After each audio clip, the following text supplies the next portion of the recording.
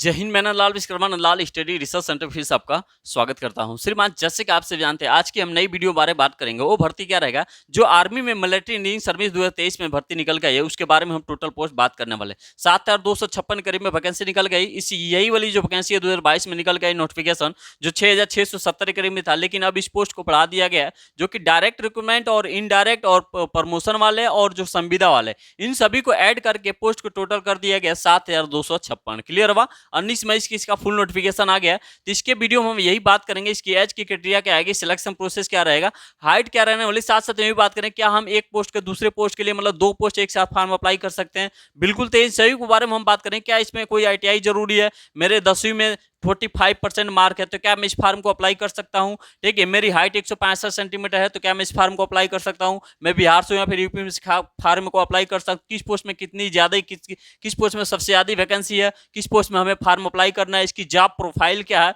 साथ साथ नई बात है फार्म अप्लाई करने के लिए क्या क्या डॉक्यूमेंट हमें अभी से तैयार कर लेना है। तो इन सभी के बारे में हम बात करेंगे दोस्तों। वीडियो आप सभी के लिए काफी इंपॉर्टेंट रहेगा अगर आप आर्मी मिलिट्री इंजीनियरिंग सर्विस में पोस्ट फार्म अप्लाई करना चाह रहे हो। तो चलिए शुरुआत करते हैं। दोस्त देखिएगा, आपको 19 मई के नोटिफिकेशन में बताऊंगा 10वीं और 12वीं पास अलग अलग पोस्ट के अलग अलग हिसाब से वैकेंसी इसमें रखी गई है। क्लियर हुआ। किसी पोस्ट में 10वीं मांग रखा है, जैसे पीओन है तो उसमें 10वीं में सब कुछ आगे आपको बताने वाला हूं। 12वीं पास है तो उसके लिए LDS LDC lower division colour के लिए, इन सभी के बारे में तो 10वीं और 12वीं के लिए आपकी एलिजिबिलिटी रहने वाली है। और यहाँ पे 7,256 वैकेंसी है अलग अलग हेडक्वार्टर में, 6 अलग अलग हेडक्वार्टर में वैकेंसी इस निकल के आई है। ठीक है, देखिए एज की क्राइटेरिया में बात करूँ तो किसी पोस्ट में 18 से 27 है और किसी पोस्ट में 18 से 30 है, लेकिन इसके छूट भी है। जो 18 से ओबीसी का मतलब ओबीसी का 3 साल का छूट मिलेगा, और 18 से 27 वाला है तो 18 से 30 साल फार्म अप्लाई कर सकते हैं। क्लियर हुआ। और SC ST है तो 5 साल का छूट मिलने वाला है। साथ साथ में सिलेक्शन प्रोसेस बहुत से ज्यादा कैंडिडेट डाउट ये रहता है कि पहले पेपर होगा कि पहले दौड़ होगा। तो दोस्त मैं आपको बता दूं, अभी तक की प्रक्रिया जो प्रीवियस इसकी नोटिफिकेशन के हिसाब से जो चलती हुई आ रही है, वो पहले रिटर्न एग्जामिनेशन यानी कि जो क्या होता है कि पहले छटनी सुधा वगैरह होता है, ठीक है, स्पुतनिक प्रोसेस, उसके बाद से रिटर्न एग्जामिनेशन, तब फिर हाइट वगैरह चेस्ट वगैरह और दौड़, और तब उसी दिन सेम डॉक्यूमेंट वेरिफिकेशन हो जाएगा। तब स्किल टेस्ट और टेस्ट है। स्किल टेस्ट कुछ पोस्ट के लिए होता है, ठीक है, जैसे पीओन वगैरह हो गया, और जो टेस्ट होता है जैसे लोअर डिवीजन क्लर्क हो गया, जूनियर इंजीनियरिंग की जो पोस्ट निकलेगा उन सभी के लिए। ठीक है, वो टाइपिंग वर्ड में बताऊंगा 35 वर्ड पर मिनट अपना इंग्लिश में और 30 वर्ड पर हिंदी में। ये कुछ प्रोसेस रहते हैं, ये सभी कुछ बारे में हम बताने वाले हैं। क्लियर। और मेडिकल टेस्ट अब फाइनल लिस्ट होने वाला है। ठीक है, देखिएगा मेन हमारा मायने क्या रखता है इस सिलेबस के बारे में। ठीक है, तो सिलेबस क्या रहेगा दोस्त, देखिएगा ये पुरानी नोटिफिकेशन के अकॉर्डिंग मैं बता रहा हूँ। जो मिलिट्री इंजीनियरिंग सर्विस की जो सिलेबस है, देखिए जीके और जीएस यानी जनरल नॉलेज और जनरल अवेयरनेस से जो वैकेंसी सिलेबस होती है, जो क्वेश्चन पूछे जाते हैं वो 25 क्वेश्चन होते हैं, यानी कि जीके से और जीएस से। ठीक है, और रीजनिंग से भी यहाँ 25 क्वेश्चन देखने को मिल जाएंगे और 25 क्वेश्चन मैथ से भी देखने होंगे। लेकिन यहाँ पे क्या होता है, आपको 25 क्वेश्चन या तो इंग्लिश कर सकते हो या फिर 50 क्वेश्चन या तो आपको टेक्निकल से स्पेशलाइज ट्रेड जिसको बोलते हैं, जैसे कि आप जूनियर इंजीनियर सिविल के लिए पोस्ट आप फॉर्म अप्लाई करोगे तो जूनियर इंजीनियर सिविल से रिलेटेड 50 क्वेश्चन आपको देखने को मिलेंगे। क्लियर हुआ।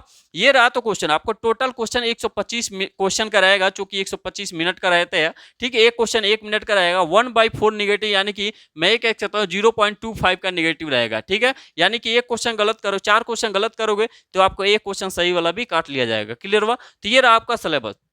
यहाँ पे मोस्ट इंपोर्टेंट बातें क्या है, यहाँ पे एक होते हैं कि सर एक साथ 2 पोस्ट के लिए फार्म अप्लाई कर सकते, नहीं अप्लाई कर सकते। जी बिल्कुल, आप इसमें एक साथ 2 पोस्ट के लिए फार्म अप्लाई नहीं कर सकते, क्योंकि एग्जामिनेशन डेट सेम रहेगा, फिजिकल डेट सेम रहेगा। अलग अलग ट्रेड का एग्जामिनेशन होगा, अलग अलग ट्रेड का फिजिकल स्टार्ट होगा। तो आपको नो डाउट यहाँ क्लियर हो जाना चाहिए, अगर आप पीयून के लिए फार्म अप्लाई कर रहे हो तो ट्रेडमैन मेट के लिए फार्म अप्लाई नहीं कर पाओगे। क्लियर हुआ। चलिए यहाँ पे हम बात कर लेंगे किस पोस्ट में कितनी वैकेंसी आई है। क्लियर हुआ। तो देखिएगा यहाँ पे ट्रेडमैन मेट के लिए, देखिए वैकेंसी तो सबकी अलग अलग टाइप से, लेकिन सबसे ज्यादा जो वैकेंसी देखने को मिल रहा है नोटिफिकेशन के अकॉर्डिंग, ट्रेडमैन मेट के लिए 4,303 करीब में वैकेंसी है, जो डायरेक्ट रिक्रूटमेंट है, मतलब बिल्कुल सिविल, जो कहीं उनके माता पिता कहीं पोस्ट में जॉब नहीं कर रहा हूं, उनको डायरेक्ट अगर केवल अपने बल पे वैकेंसी देख रहे हो तो उनके लिए डायरेक्ट रिक्रूटमेंट 4,303 के करीब में वैकेंसी निकल के आई है। क्लियर हो। बाकी और इसके साथ भी है 1111 करीब में वैकेंसी है इसके, जो मतलब ऑलरेडी इनके जिनके माता पिता वैकेंसी में है, उनके जो लड़के हैं उनके हिसाब से ट्रेनमेंट का अलग वैकेंसी होगी।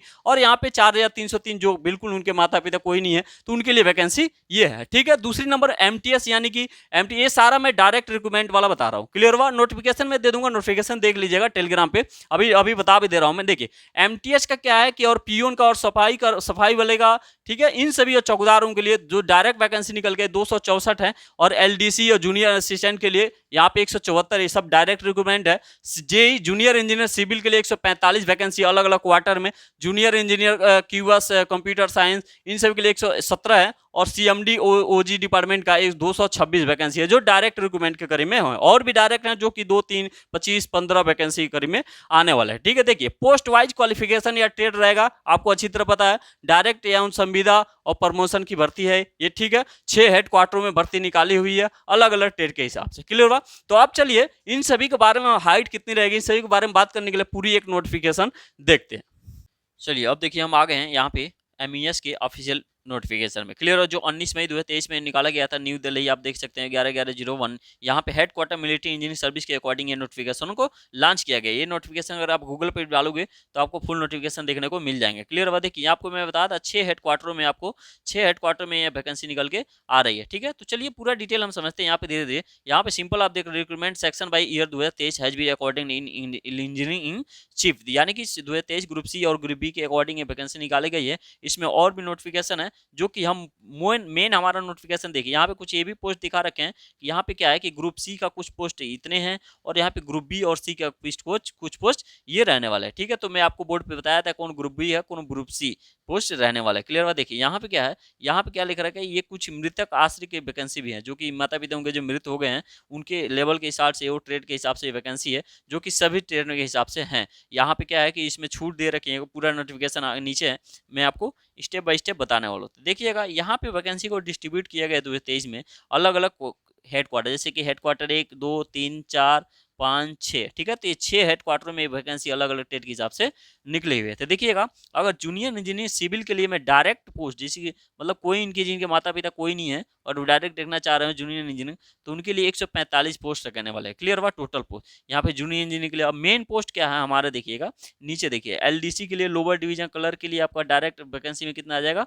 यहाँ पे डायरेक्ट रिक्रूटमेंट जो देख लूँ मैं बात करूँ तो यहाँ पे आ रहा है 174 वैकेंसी। और नीचे कीजिए, देखिए यहाँ नीचे में क्या दे रखा है, यहाँ पे क्या है कि जो ट्रेडमैन मेट के लिए जो डायरेक्ट वैकेंसी है वो 4303 है, और यहाँ पे जो डायरेक्ट रिक्रूटमेंट कॉम्पिटेटिव यानी कि जो संविदा वाला है 1333 के करीब में वैकेंसी है। ये सब, और ये जो है कॉम्पिटेटिव, ये सब संविदा पोस्ट में वैकेंसी रहने वाले हैं। बाकी कुछ पोस्ट यहाँ पे प्रमोशन वाले भी हैं, प्रमोशन वाले देख लीजिए। यहाँ पे प्रमोशन वाला क्या है, जैसे कि यहाँ पे है अगर एलडीसी प्रमोशन के लिए 14 वैकेंसी है। ठीक है, सी कमांड में ऐसे प्रकार के अलग अलग किस कमांड में कितनी वैकेंसी है, जैसे कि मान लीजिए ट्रेडमैन मेट कर ले लीजिए। ठीक है, ट्रेडमैन मेट के लिए 4303 है, तो सी कमांड में आपके यहाँ पे 1867 एक में है, एक में 256, 448, 993, 258, ये कहाँ है, ये सब अलग अलग कमांड में है। यानी कि इसी कमांड में आपको देख लीजिए, इसी कमांड में 448 है। ठीक है, ऐसे ऐसे अलग अलग वैकेंसी इसको देख के निकलने में, जो कि टोटल वैकेंसी आपको देखने में मिल जाएंगे 7256 के करीब में है। ये अपना एमईएस इंजीनियरिंग सर्विस का ये आपका मोहर लगा।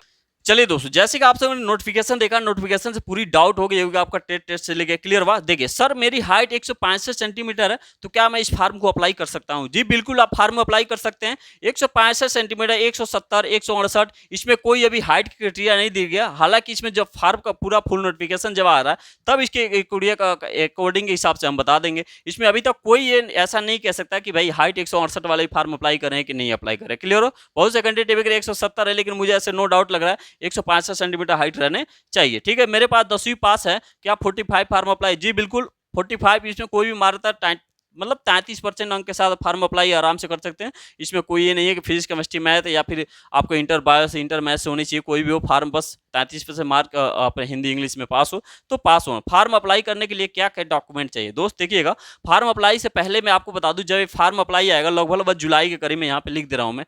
ठीक है, ये लगभग जुलाई के थर्ड वीक में आने वाले हैं फार्म। ठीक है, संभवतः चूंकि ये वैकेंसी 2022 से 6670 वैकेंसी आई थी, अभी तक इसका 19 मई को नोटिफिकेशन निकाला है, तो संभवतः डेट ये लिखा रहा है कि जुलाई के थर्ड वीक से फार्म अप्लाई स्टार्ट हो जाएगा। तो जब फार्म अप्लाई स्टार्ट होगा तो उस टाइम आप डॉक्यूमेंट की मैं बात करूँ तो आपको 10वीं और 12वीं की, अगर मतलब 10वीं वाले पोस्ट में अप्लाई करो तो 10वीं का आपको मार्कशीट होनी चाहिए, ये तो क्लियर है। साथ साथ में उसका अगर जैसे कि डेट ऑफ बर्थ पहले का जमाना अलग मिलते थे तो उसको भी साथ साथ में होनी चाहिए। बाकी अभी भी की जो मार्कशीट है वो डेट ऑफ बर्थ वगैरह सनद वगैरह सब साथ में रह रही है, और आधार कार्ड, और इस आधार कार्ड कार्ड सही नहीं हो तो मतलब हाई स्कूल और जो आधार कार्ड का नाम वाम है ये सब कुछ बढ़िया डेट ऑफ बर्थ मिलना होना चाहिए, बाकी नहीं है तो अभी करा लो आप। उसके बाद कास्ट सर्टिफिकेट सेंट्रल का होनी चाहिए, आप बनवा लीजिए अभी तुरंत रिसेंटली का, क्लियर हो।